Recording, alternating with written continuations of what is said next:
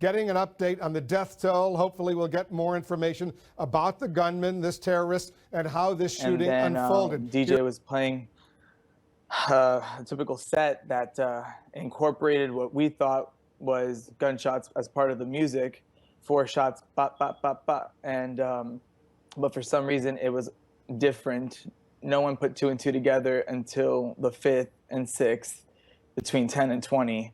That's when everything really started getting real. And then we all, at that point, did a domino effect, all to the floor.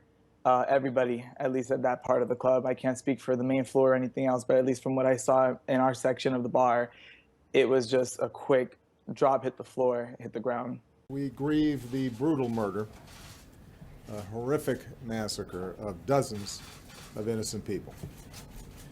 We pray for their families who are grasping for answers with broken hearts.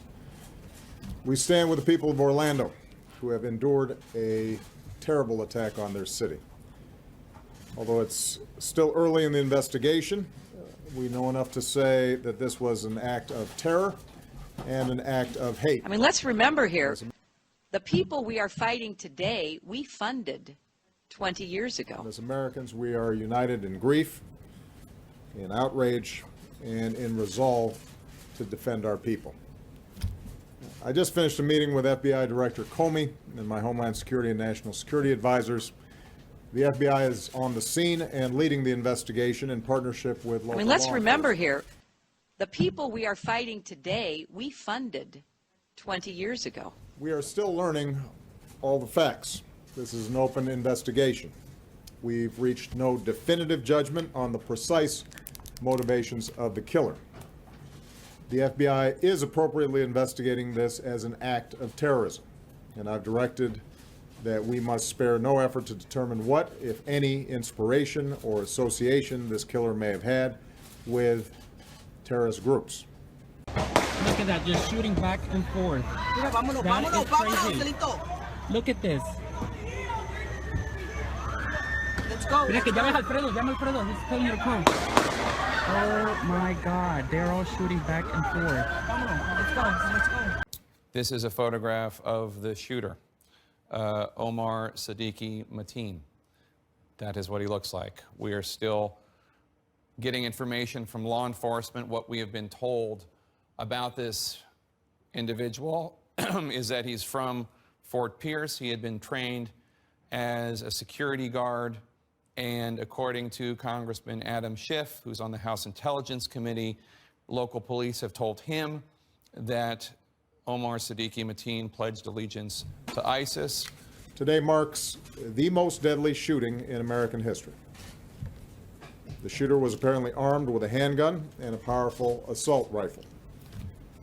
This massacre is therefore a further reminder of how easy it is for someone to get their hands on a weapon that lets them shoot people in a school, or in a house of worship, or a movie theater, or in a nightclub. I mean, let's remember here, the people we are fighting today, we funded 20 years ago. In the face of hate and violence, we will love one another. We will not give in to fear or turn against each other.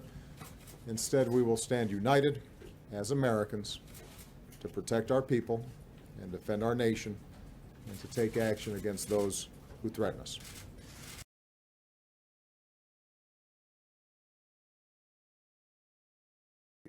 Was moving too slowly, but the fall of Ramadi has galvanized the Iraqi government. So with the additional steps I ordered last month, we're speeding up training of ISIL forces. We're speeding up training of ISIL forces. We're speeding up training of ISIL forces, including volunteers from Sunni tribes in Anbar province. I mean, let's remember here, the people we are fighting today, we funded 20 years ago. Anyone who spent a minute looking into the rise of ISIS knows that the U.S. played a huge hand in creating them. They spent billions of dollars training and arming rebels across the region. They completely dismantled the government in Iraq and then left the country in complete shambles with an incredibly weak puppet regime in place. And of course, the U.S. continues to mess around in the area, angering people who are sick of being pawns in American war games. So with the additional steps I ordered last month, we're speeding up training of ISIL forces, including volunteers from Sunni tribes in Anbar province.